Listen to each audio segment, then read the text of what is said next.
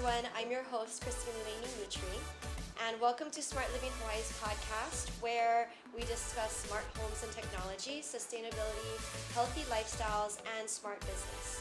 Today's podcast is brought to you by Bento Homes Hawaii here in Hawaii, and we will be covering the farming industry and the future endeavors on becoming a more self-sustaining Hawaii. Let me introduce you to Pomai Weigert with GoFarm Hawaii. Thank you for joining us today.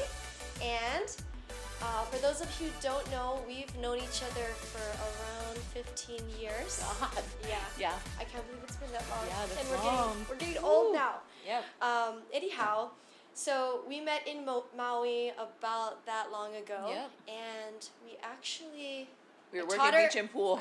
I taught her how to clean a pool. How to clean a pool. That was... And now she is working the land instead. Yep. Okay. You know, hey. Well, anyhow, I wanted to dive right in. Can you please give us a little background of who you are, where you're from, what you're doing now?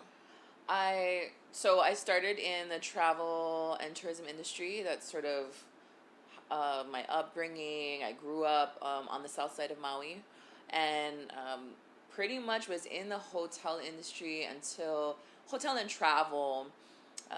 about 10 years ago. And then my family, my mom and her business partner, they started a lavender farm in Kula. And that was really a game changer at the time. I mean, 10 years ago in agriculture, things like organic farming or small farms or agritourism, that was like really radical. Yeah. Like nobody was really doing that in Hawaii because we've had a really strong plantation history. So my mom and her business partner, they had a small farm in Kula, and they what was the name? Ali'i Kula Lavender. Yeah. So. Ali'i Kula Lavender. So they really were able to change the landscape of agriculture in Hawaii because nobody was really doing boutique agriculture where that was accessible.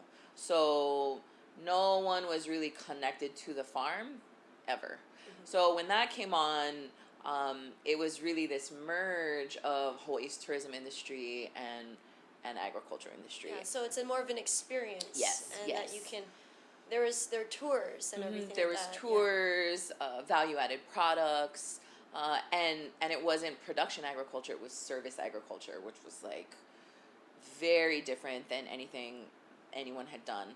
I was there for about 4 years, and then in 2011, my mom's business partner passed away, and the business went to his son, and it was really time. I mean, we were at this really interesting time where everyone wanted to know, like, how did we make that business successful? You know, because there were a lot of people who were farming. All of the farmers were old, and none of their kids were, like, wanting to come back and be in agriculture, so they're like, it was this time where everyone was trying to make agriculture cool and sexy and relevant, which was like almost an impossible feat. Well, you did have lavender, and there's a ton of products that you can use for that, and then market as well. So. And that was so different because agriculture in Hawaii was like very commodity driven. So like consumer education and like sampling and all of those kinds of things. Like no one in agriculture knew how to do that. They were like, so we're gonna talk to people. Like, yeah, we're gonna talk to them. We're gonna engage. So that was that gave me so much training. But like the big key to that was it was like we opened up this door for people to come into agriculture. Like made it accessible, a place for them to come. Live, breathe it, experience it. Yes, something that was like they could handle. And they could take as gifts, right? And take home and buy. Yeah. So did that for a while, and then went on to privately consult for other farm businesses through the Hawaii Agritourism Association. So, there were so many farmers that were contacting us, organizations, businesses that wanted to learn how to public-private partner, which was one, like, collaboration wasn't really key to agriculture before. So, like, how do you make friends with other industries? Like, how do you, I mean, it was vital. Yes, network. Like, how do you get invited to the party? She's a great networker, by the way. So did that for a long time.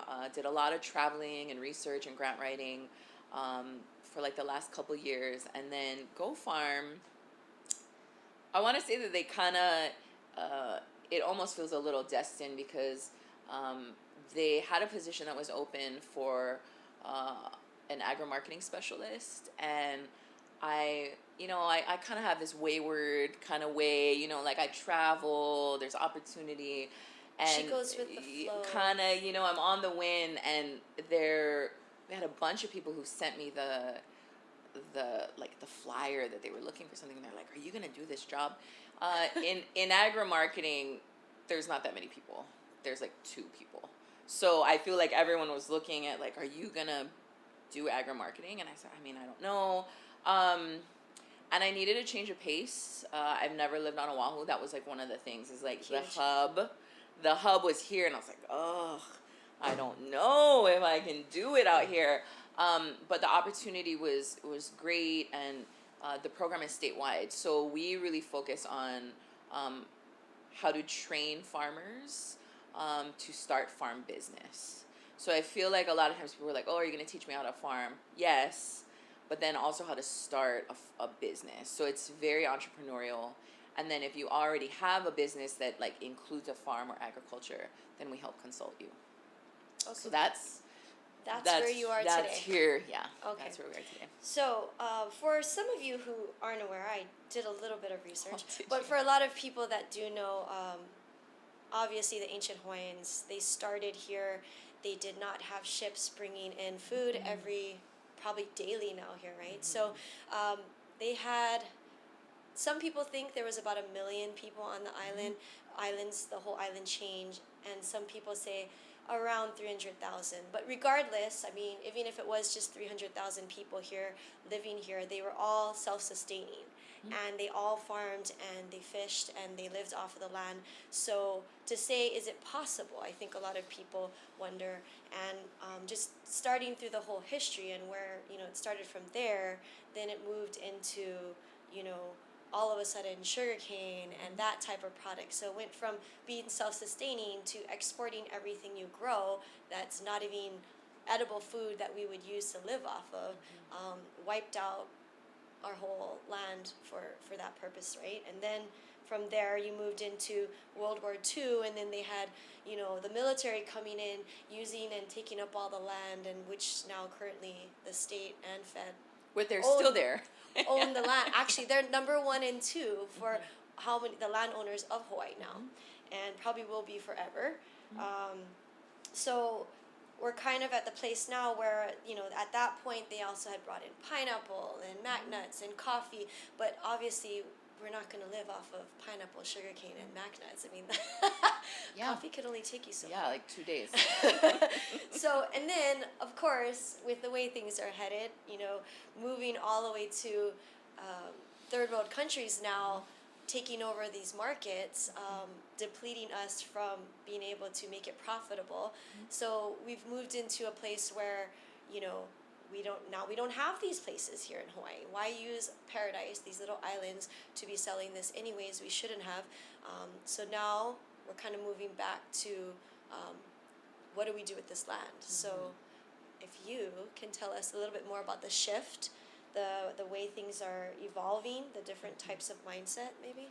Sure. So I think one thing that I always like to also kind of address is, though the plantation era was like fairly destructive to our agricultural lands and our food system, it's also an incredible part of our history and our culture and a society in Hawaii. Like, why we're so mixed, why you can come here and have so many different food influences and cultural influences, and that network of every culture together is why Hawaii is such a beautiful place for people to visit. So I feel like that's, it's always makes it unique. Yes, and for those of you who don't know, there was probably over 300,000 immigrants that came to Hawaii to actually farm and to be part of the plantations, and they were coming from all different countries, a lot of Asian countries. So that's why we're such a mix now. We're all mixed, and there's so much knowledge and tradition that we have and that we carry here. So that's, it's a blessing and a curse. I feel like that's kind of the with the plantation influence. As we're like now, as we're moving into the future, I mean, the reason why Hawaiians were able to sustain is because they're fully integrated. Yes. So it wasn't like you farm and you stay over there, and you fish and you stay over there, and then all of us that eat, we stay over here. Like everything was really integrated, which is really what sustainability is. It's like a system that is closed loop. It feeds in. Everyone understands how every part is vital. And then, we've our society, our country, we've totally lost this connection with that. Like we're very siloed. We're like live in this really delusional bubble. But now there's like a new generation who are like, oh my God, maybe we were in a bubble. Maybe we should get out of the bubble. And then I feel like, again, blessing and a curse with technology, access to travel. This generation, we're able to see so many different things. Yeah, outside of Hawaii, outside the U.S. Yes, outside of the U.S. Like places and cultures and society that are smarter, that are doing things better, that are more efficient, that are ahead. And when you do leave and you go and research and study and learn, you realize like, oh my God, we are so wasteful. We are so inefficient. We are in danger. And where I really foresee like in the next 10 years, this generation, our generation, caring and really driving the consumer demand. In farming, farmers will grow it if they know people will buy it. And we're seeing this shift where like consumers, I mean, even in just our conversations, like, where do I get a farmer? Where do I get a locally sourced food bag? Where do I, and that just tells me these are just, light bulbs going off. Like, those are the kinds of connectors that we're going to have to put together as we kind of move forward. So I feel like that was the question. I mean, we're all over the place, but that's what it is, right? So, I guess some big buzzwords that we all know. I'm just gonna throw them out there. Get them. Local food, organic food, micro farming, non-GMO, wild caught, farm to table, ocean friendly, sustainable. I mean, these are all earth friendly, healthy diets, paleo diet, low carb, high veggies, less meats, meal prepping. I mean, all of these things, even the industrial hemp, which is farming, which is just passed, I believe, in June. That's a big one too. I think they've just issued 3 farmers here on island for that. They have. I don't know much on hemp, although maybe it'd be interesting to learn a little bit more. Maybe pull in someone on a podcast for that one. Yeah. Because it's all industrial hemp. Not smoking hemp. No. Or marijuana. No, not medicinal. It's cover crop. Yeah, exactly. Yeah, it's to make the soil. It's medicine for the soil. So medicinal in that way. And then farmers markets, down to earth, the humongous Whole Foods that just came in down the street, and there's just so much of this that's happening, and I think that people are there's just all this is happening all at once. So, who is the consumer? I would say for something like this. Well, I feel like one of the things that we really tiptoe around in agriculture, especially in America, is that there's a huge class divide. So there's, people who have money to have all of these buzzwords, and then there's people who don't have the money to have all of these buzzwords. So if they want these things and they are not in like a specific bracket of living, then they're living off the grid, which is also becoming like off the grid is another buzzword, where people are, buying up bento homes. Yes, and taking it off the grid. And totally taking it off the grid. I do feel like that's an appeal, and even for this demographic of people who have been financially successful. I mean, they get financially successful and they're like, I don't know if I want to live this rat racy, crab crawling kind of life. I want to buy a bento home. I want to put it on 3 acres and I want to live free.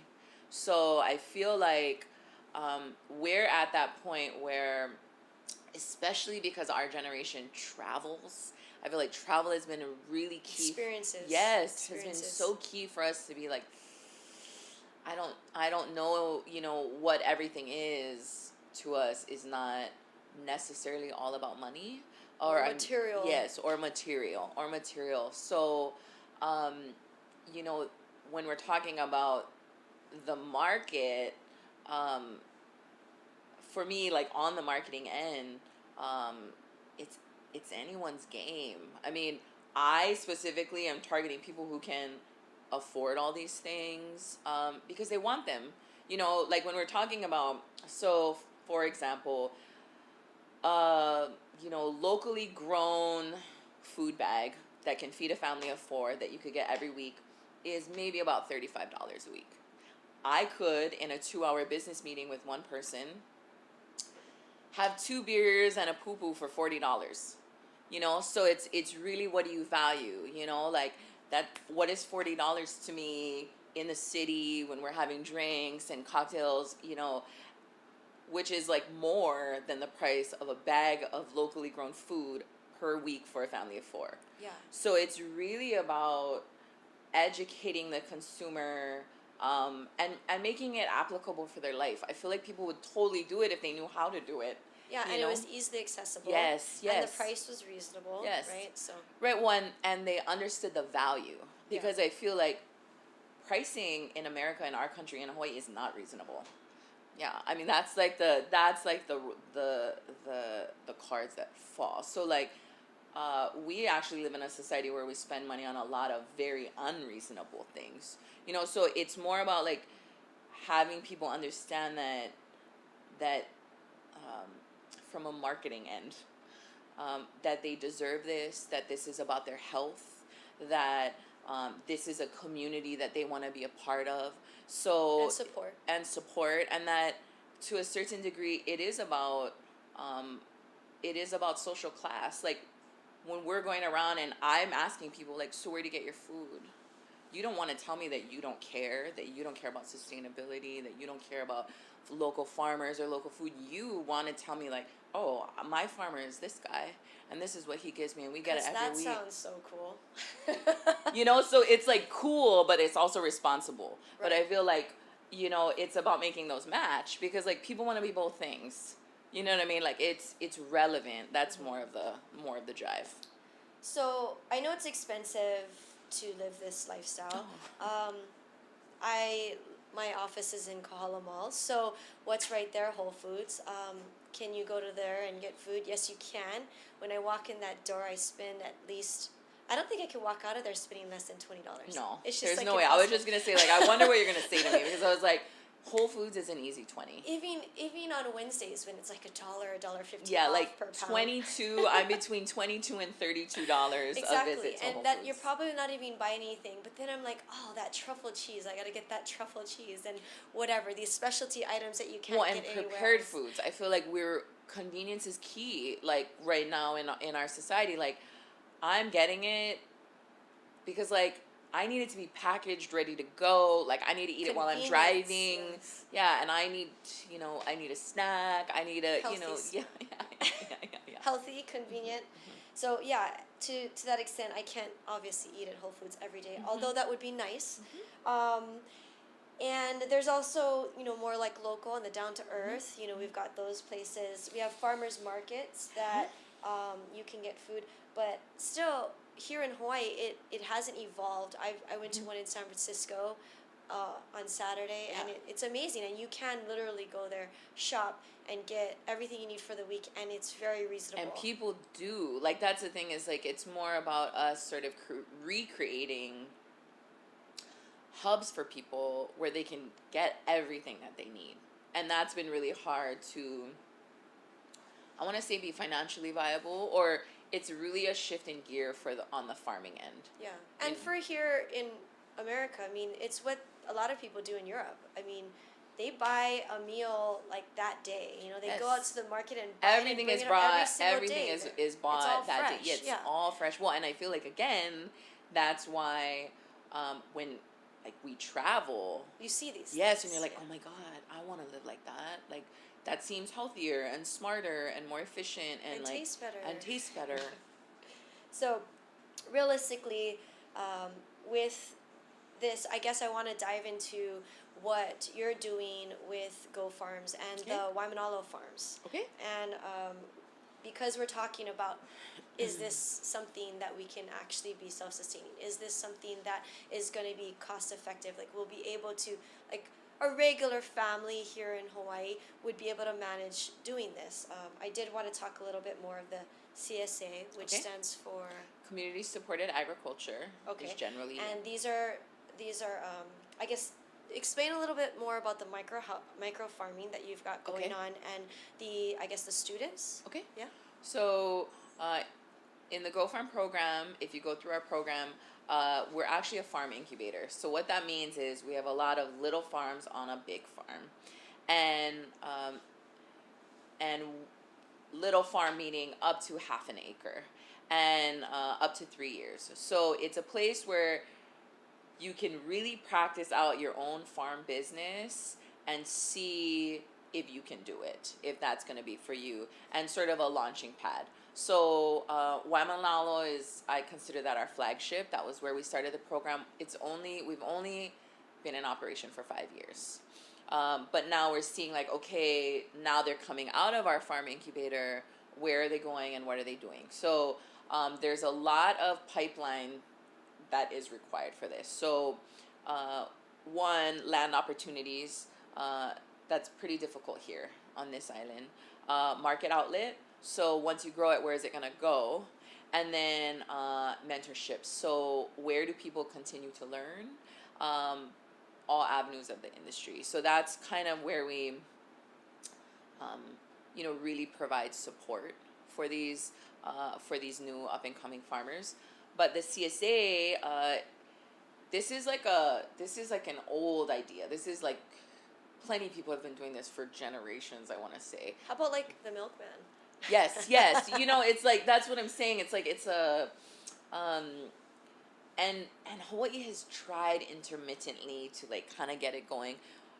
Very pricey. Yes, I've seen it done yes, before. yes. Some companies, they will do bundle packages for like $70 a week and include like a chicken or something, like one meal or something. But this is a very different concept, right? So this idea of creating these food bags is something they have to do as a part of being in our program.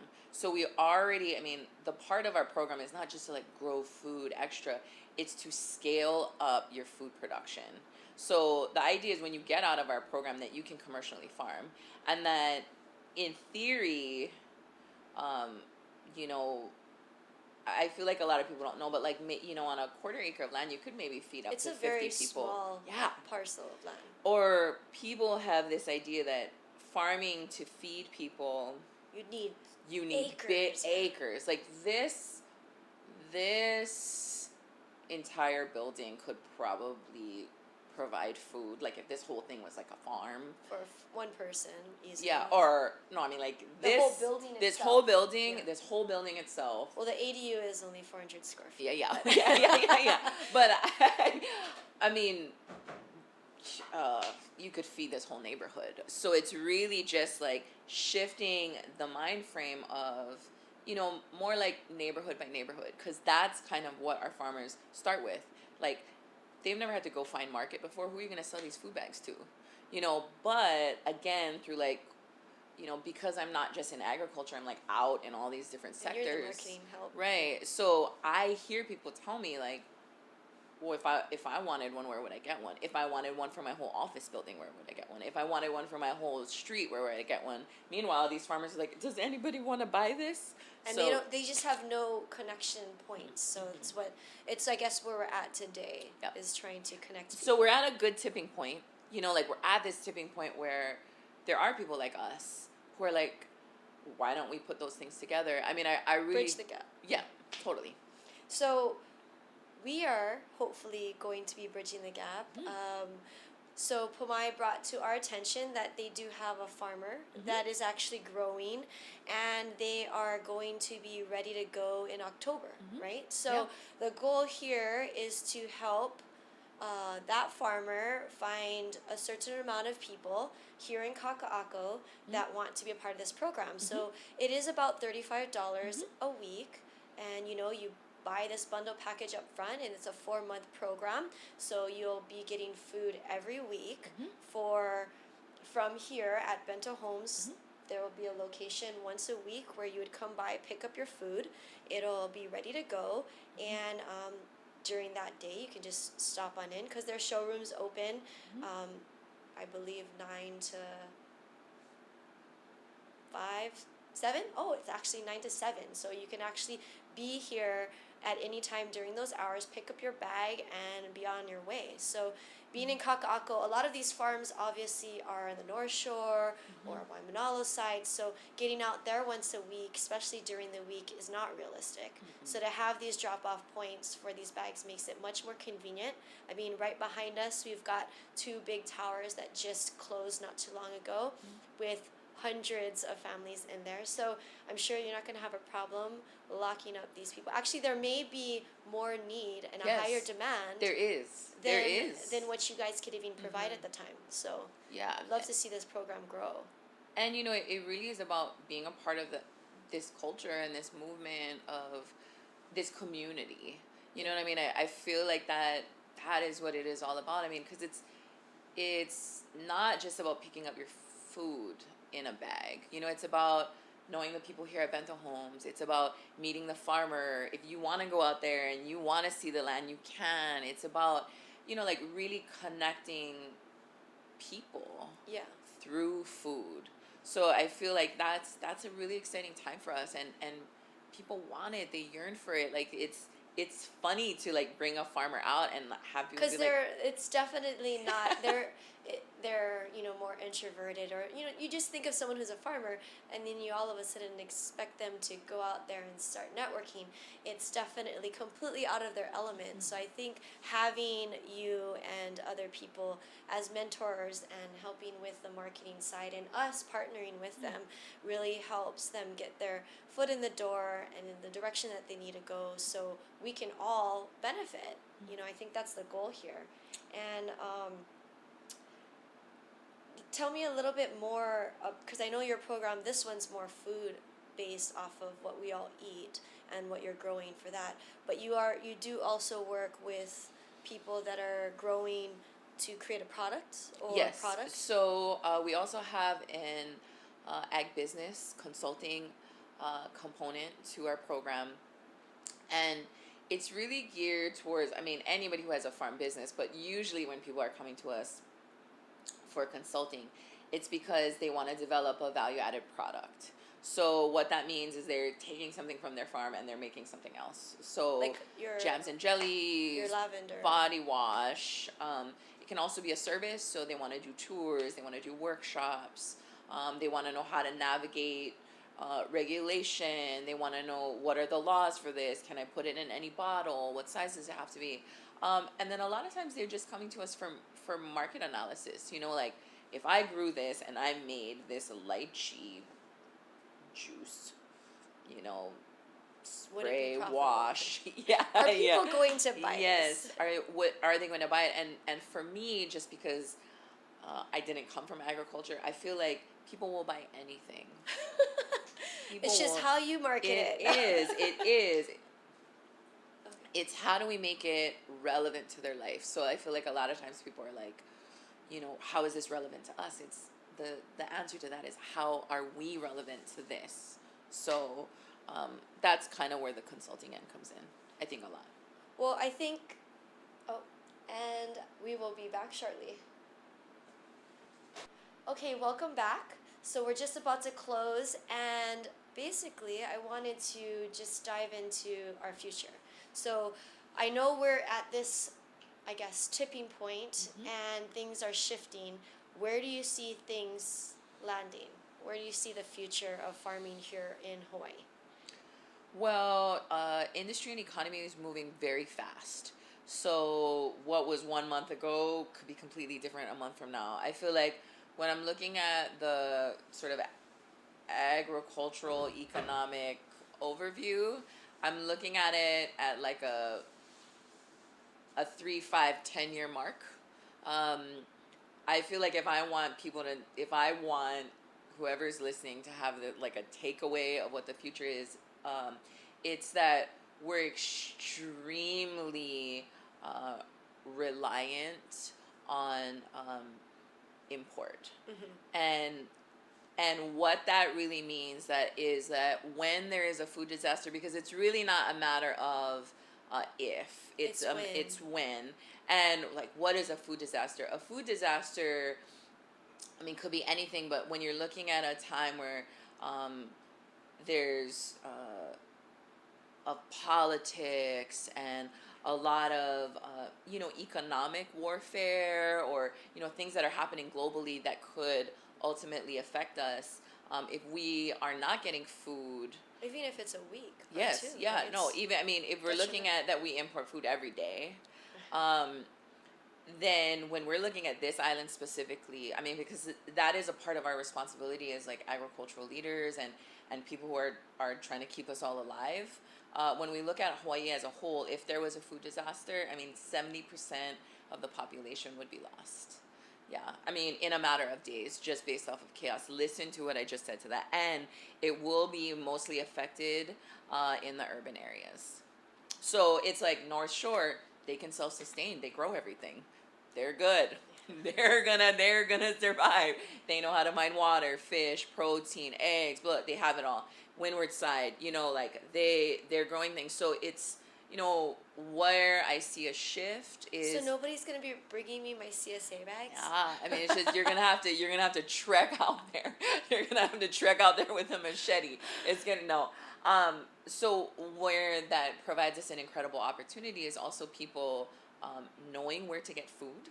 Yeah, because that's gonna be the scary thing. Is like, you gotta get your farmer. Yes, you need to get your farmer. You need to get your farmer. Be his best friend. Yes, you need to know how to find him. Or her. And then also how you can think about how to grow your own, or like an area that's like, it doesn't have to be you. Like, I'm not a really good grower, but Yeah, I tried it. and I'm a good eater. I will definitely need to find myself a farmer. Yeah. So that is sort of my find yourself a farmer. Like, find yourself a farmer so that you know how to find food. And it's like we're gonna sort of live a great happy life for as long as we can, but you just want to be better prepared.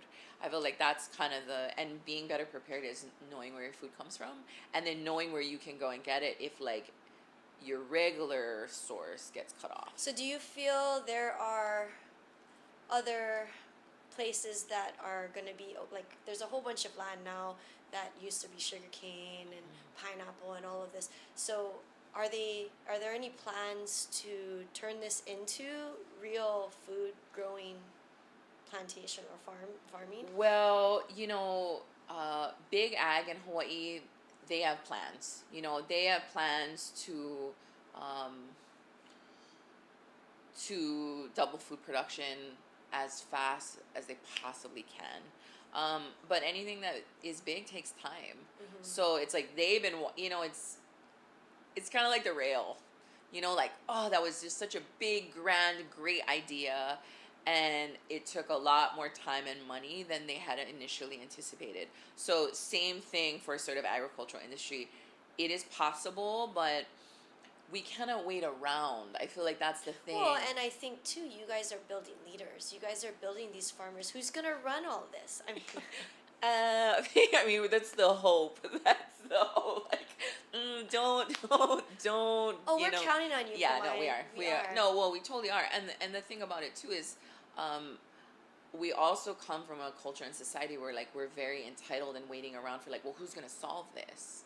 Where I think that it's important to have that leadership and support, but also, how do we do it for ourselves? Like, what can we do individually, as a family, as a person, to like start that movement, not just wait around for how are they going to provide locally sourced food for us. Like, how are we going to go get locally sourced food for ourselves is like, So besides CSA bags, what are things that us local people can do for you guys?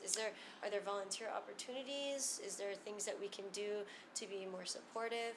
I think that, really being a part, I really feel like the number one thing is to know a farmer. Like that's so farmers markets, that is like a great that's a great place to start. The CSA bags, because that's where you can like meet the farmer and ask them, like build relationships. I also feel like the other thing is we cannot just stay in our industry. Like this kind of stuff, like it's not just about growing food, but growing community and growing business. So we cannot just, even on the farm end, like we on the farming end need to get out and tell people where we are and where they can find us, and tell them what we offer. Otherwise we're doing the same exact thing. Yeah. So it's more, about being collaborative and getting different points of view, getting more information, to really understand like what it takes to like be a part of this whole system. So I would say the lowest hanging fruit would be CSA bags, find a farmer, and you can do that through a farmer's market. I feel like they're popping up everywhere. Everybody because the consumer wants this. Yeah. They're like, hey, and the traveling consumer as well. Yes, the tourists. Yes, the tourists. They're asking. You want to go and get something local and take it home as a gift too. So yes, and that is really what has shifted our gears. Like that's why we do it. Nobody really wants to say it, but it moves with the money. Mm-hmm. So it's like we get a lot of our money from our tourists, and if our tourists are like, we want local food, then we're like, oh my God, we need to change everything, because like now, they're wanting to go to places that provide that lifestyle. Yeah. So it provides us a great opportunity, because then our whole culture shifts to wanting those things. Well, that's all I really have for you, Pomai, today. Thank you all for listening. Don't forget to subscribe to our podcast at www.smartlivinghi.com. Also, follow me on Instagram at smart_living_Hawaii, and like us on Facebook. Mahalo, and until next time, live smart. Have a good day.